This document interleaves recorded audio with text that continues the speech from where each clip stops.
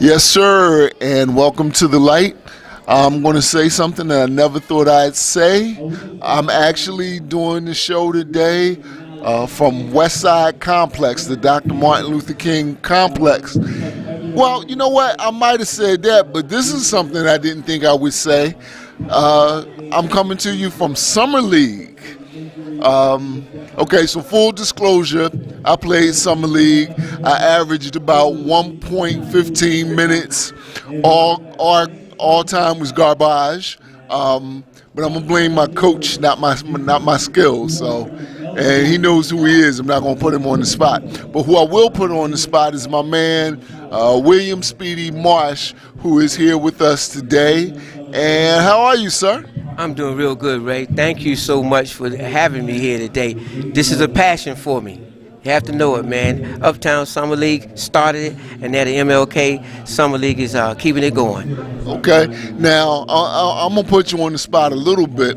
Unlike myself, you're old enough to really remember Pennsylvania Avenue ball. Played in the Pennsylvania Avenue Summer League and the Senior League, and man, it was not easy because we had so much talent. Everybody was playing hard, and I give all kudos to Mr. Gene Hudgens, who created the league. Not only Ray did he have us playing ball, he fed us. We had a little something to eat, like Mr. Hudgens said. We had warm sodas and cold hot dogs. That's all right. That's all right. For people who don't know, man, if you weren't around for Pennsylvania Avenue, I was a little kid, but, you know, that was like our Rucker. Absolutely. We had pros, we had semi-pros, and we had high school players. We had like everybody that played ball had to be at Pennsylvania Avenue. If you didn't, then you didn't play ball. There you go. Okay, so let's fast forward to today. We're here in 2018, and I didn't even know that Summer League was back until I got a Facebook post from Kayshawn, and I'm going to try and get him. Right now he's giving out awards, but when I found out that today was the championship, I said, oh, no, I have to be here. How did Summer League come back? What happened is we started like at the Uptown Complex as the Triple B League.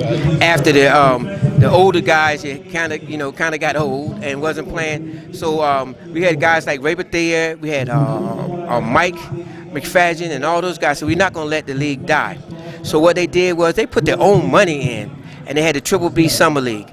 And once it stopped at Uptown, they came back, put their money in, they put their time in, and man, they created the Summer League that we have now. At that time, Mayor Langford was able to give us money to CDBG money to help the league out, and a whole lot of good things happened. And then there was a time they thought it would end. We said it ain't gonna never end.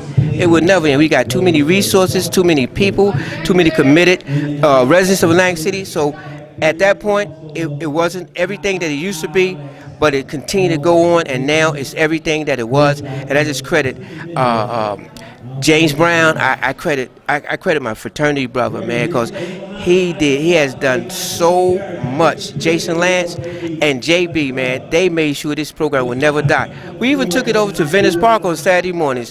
So these guys have worked hard, and I'm so proud of the fact that it's still going and it will never stop. Wow, that's amazing.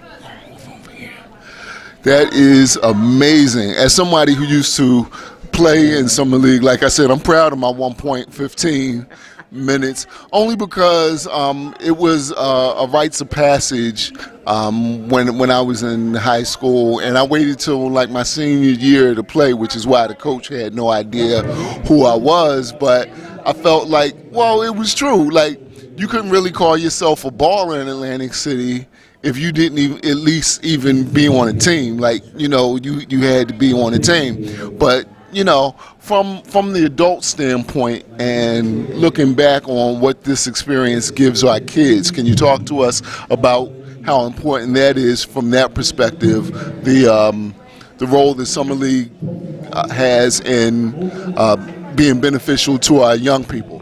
It's an opportunity for them to be in a positive environment, number one.